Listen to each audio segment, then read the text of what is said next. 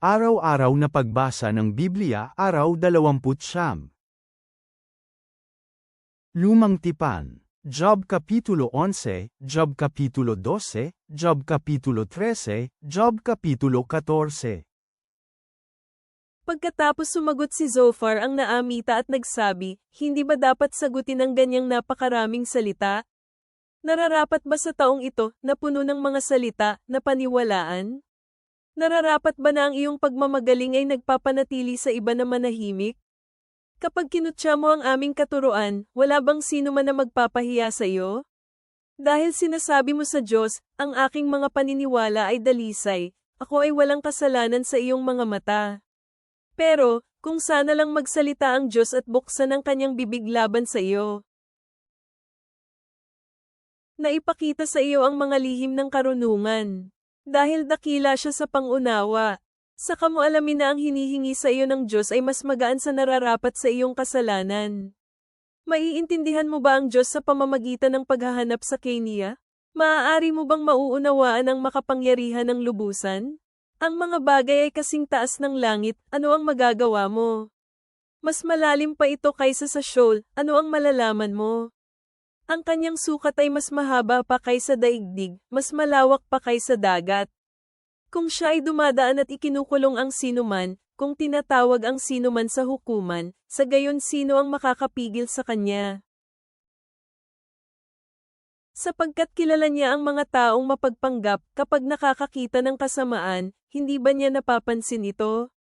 Pero ang mga taong hanggal ay walang pangunawa, makukuha nila ito kapag ang isang ligaw na asno ay magsilang ng isang tao. Pero ipagpalagay na itinakda mong ayusin ang iyong puso at iniunat ang iyong mga kamay patungo sa Diyos, ipagpalagay mo na ang kasamaan ay nasa iyong mga kamay, kung gayon ilayo mo ito mula sa iyo, at hindi hinayaan ang kasamaan na manahan sa iyong mga tolda. Sa gayon ay tiyak na maitataas mo ang iyong mukha na walang tanda ng kahihiyan, tunay nga, magiging matatag ka at hindi matatakot. Makakalimutan mo ang iyong paghihirap, maaalala mo lamang ito gaya ng tubig na umagos palayo. Ang iyong buhay ay magiging mas maliwanag kaysa katanghaliang tapat, kahit na mayroong kadiliman, ito ay magiging gaya ng umaga. Magiging ligtas ka dahil may pag-asa, sa katunayan, matatagpuan mo ang iyong kaligtasan at ikaw ay makapagpapahinga ng ligtas. At walang pwedeng tumakat sa iyo, tunay, marami ang lalapit sa iyo para humingi ng pabor. Pero ang mga mata ng mga masasamang tao ay mabibigo, wala silang paraan para tumakas. Ang kanilang tanging pag-asa ay ang huling hinga ng buhay. Pagkatapos sumagot si Job at sinabi, walang pag-aalinlangan na kayo ang bayan, ang karunungan ay mamamatay na kasama ninyo. Pero mayroon din akong pangunawa na kagaya ninyo, hindi ako mas mababa kaysa sa inyo. Sa katunayan, sino ang hindi nakakaalam ng mga bagay na gaya nito? Ako ay isang katatawanan para sa aking kapwa, ako, na siyang tumawag sa Diyos at kanyang sinagot. Ako, isang taong makatarungan at walang kasalanan, ako ngayon ay isa ng katatawanan. Sa isip ng isang taong matiwasay, may paglay para sa kasawian, iniisip niya sa paraang magdadala ng mas marami pang kasawian sa mga nadudulas ang paa. Sumasagana ang mga tolda ng mga manloloob, at ang mga nagpapagalit sa Diyos ay dama ang katiyakan, ang kanilang mga sariling mga kamay ang kanilang mga Diyos. Pero ngayon tanungin mo ang mga mababangis na hayop, at tuturuan kanila, tanungin mo ang mga ibon sa mga himpapawid at sasabihin nila sa iyo. O magsalita ka sa lupa, at ikaw ay tuturuan, ang mga isda sa dagat ay magpapahayag sa iyo. Alin sa mga hayop ang hindi alam na ang kamay ni Yahweh ang gumawa nito, ang nagbigay sa kanila ng buhay, Yahweh, sa kaninong kamay ang bawat bagay na may buhay at ang hininga ng sangkatauhan. Hindi ba ang tainga ang sumusuri sa mga salita gaya ng dila na tumitikim sa pagkain? Sa mga taong may edad ay karunungan, sa kahabaan ng mga araw ay pangunawa. Sa Diyos ay may karunungan at kalakasan, mayroon siyang mabuting kaisipan at pangunawa. Tingnan mo, siya ay nasa Saira, at hindi na ito may tatayong muli, kung ikinukulong niya ang isang tao, hindi na maaaring palayain. Masdan mo, kung pinipigil niya ang mga tubig, natutuyo ang mga ito, at kung pakakawalan ang mga ito, natatabunan nila ang lupain. Nasa kanya ang kalakasan at karunungan, ang mga taong nilinlang at ang mga luminlang ay parehong nasa ilalim ng kanyang kapangyarihan. Pinapangunahan niyang ilayo ang mga tagapayo ng nakayapak sa kalungkutan, inililiko niya ang mga hukom para maging hanggal. Tinatanggal niya ang hanay ng kapangyarihan mula sa mga hari, binabalutan niya ng tela ang kanilang mga baywang.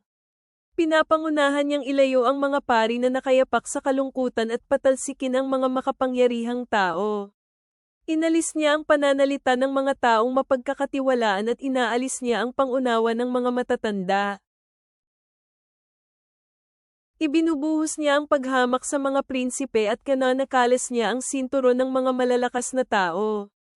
Inilalantad niya ang mga malalalim na bagay mula sa kadiliman at inilalabas sa liwanag ang mga anino kung saan naroon ang mga patay. Ginagawa niyang malakas ang mga bansa at winawasak din niya ang mga ito. Pinapalawak niya ang mga bansa at dinadadala din niya ang mga ito bilang mga bihag. Tinatanggal niya ang pangunawa mula sa mga pinuno ng mga bayan sa daigdig, idinudulot niyang magpaikot-ikot sila sa ilang kung saan walang daan. Nangangapa sila sa dilim na walang liwanag, ginagawa silang parang lasing na pasuray-suray. Tingnan mo, nakikita ko ang lahat, nakikinig at nauunawaan ko ito. Kung ano ang alam mo, alam ko rin, hindi ako mas mababa sa iyo. Gayunman, mas gugustuhin ko na lang na makipag-usap sa makapangyarihan, aking hihilingin na makapagdahilan sa Diyos.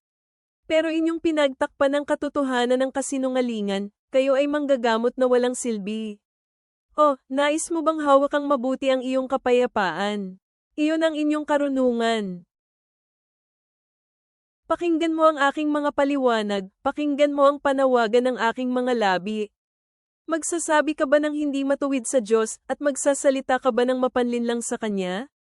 Dapat mo ba talagang ipakita ang kabaitan sa Kanya? Ginasto mo ba talagang makipagtalo sa hukuman bilang mga manananggol para sa Diyos? Makabubuti ba talaga sa iyo kung siya na hukom ay titingnan at suriin ka? O tulad ng ibang nangloloko ng iba, talaga bang magiging maling kinatawan sa kanya sa hukuman? Siguradong susumbatan kanya kung lihim mong ipapakita ang pagtatangi sa kanya. Hindi ka ba magawang matakot ng kanyang kamahalan?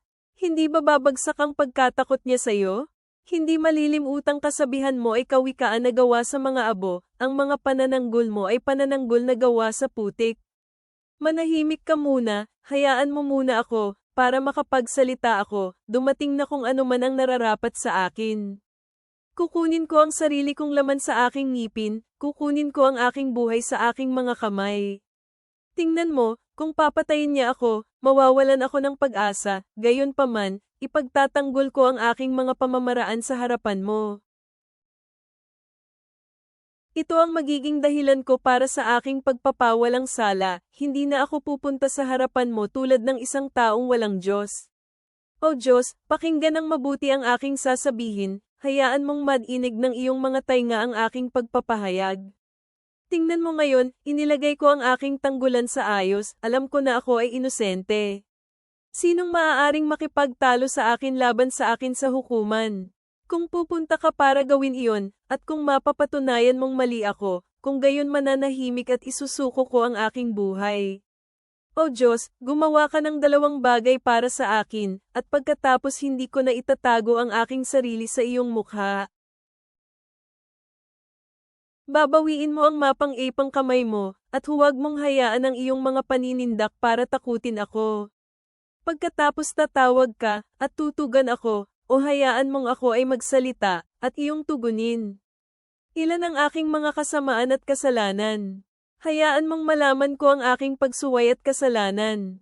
Bakit mo itinatago ang iyong mukha sa akin at itinuturing mo akong tulad ng iyong kaaway? Uusigin mo ba ang isang tinangay na dahon? Hahabulin mo ba ang tuyong dayami? Dahil sumulat ka ng mga mapapait na mga bagay laban sa akin, ipinamana mo sa akin ang mga kasamaan ng aking kabataan. Inilagay mo rin ang aking paa sa mga kandadong kahoy, tinitingnan mong mabuti ang lahat ng aking mga landas, sinusuri mo ang lupa kung saan ang mga nilakere ng talampakan ng aking paa bagaman tulad ako ng isang mabahong bagay na nabubulok, tulad ng isang damit na kinakain ng gamo-gamo.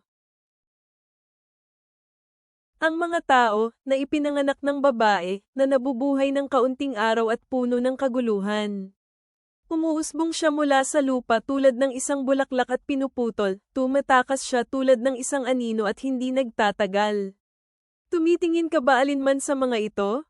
Dinadala mo ba ako sa paghatol kasama mo? Sinong magdadala ng mga bagay na malinis mula sa mga bagay na marumi?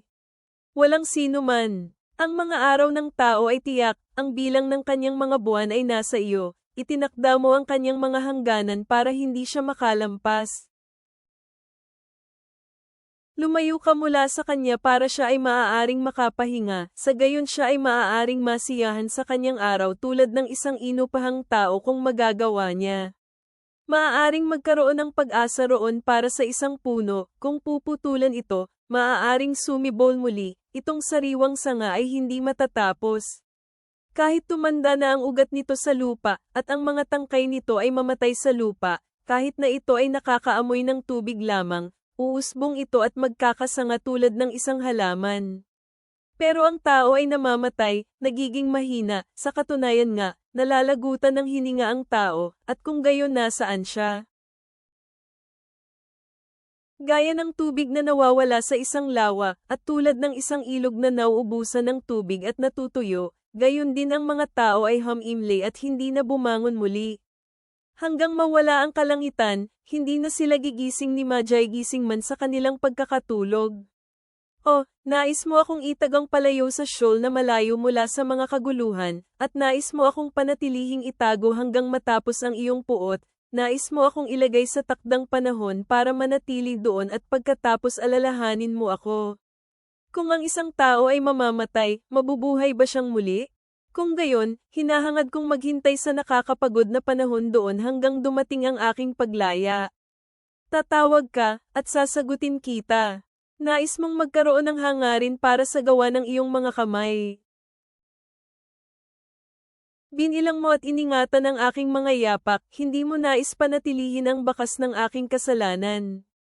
Ang aking mga kasalanan ay itinago sa isang lalagyan, nais mong takpan ang aking kasalanan. Pero kahit ang mga bundok ay gumuguho at nawawala, kahit ang mga bato ay nilaipat sa kanilang lugar, sinisira ng tubig ang mga bato, tinatangay ng mga baha ang mga alikabok sa lupa. Tulad nito, winawasak mo ang pag-asa ng tao. Lagi mo siyang tinatalo, at siya ay pumapanaw, pinalitan mo ang kanyang mukha at pinalayas mo siya para mamatay. Ang kanyang mga anak na lalaki ay maaaring dumating para magparangal, pero hindi niya ito nalalaman, maaari silang ibaba, pero hindi niya ito nakikitang nangyayari. Nararamdaman lamang niya ang kirot sa kanyang sariling katawan, at siya ay nagdadalamhati para sa kanyang sarili.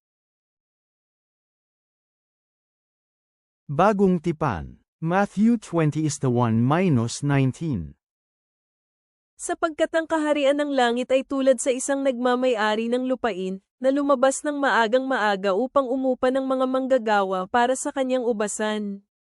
Pagkatapos niyang makipagsundo sa mga manggagawa sa isang denaryo sa isang araw, pinapanta niya sila sa kanyang ubasan. Lumabas siya muli sa dakong 9:00 noong umagang iyon at nakita niya ang ibang mga manggagawa na nakatayong walang ginagawa sa pamilihan. Sinabi niya sa kanila, pumunta rin kayo sa ubasan, at kung ano ang nararapat sa inyo ay ibibigay ko.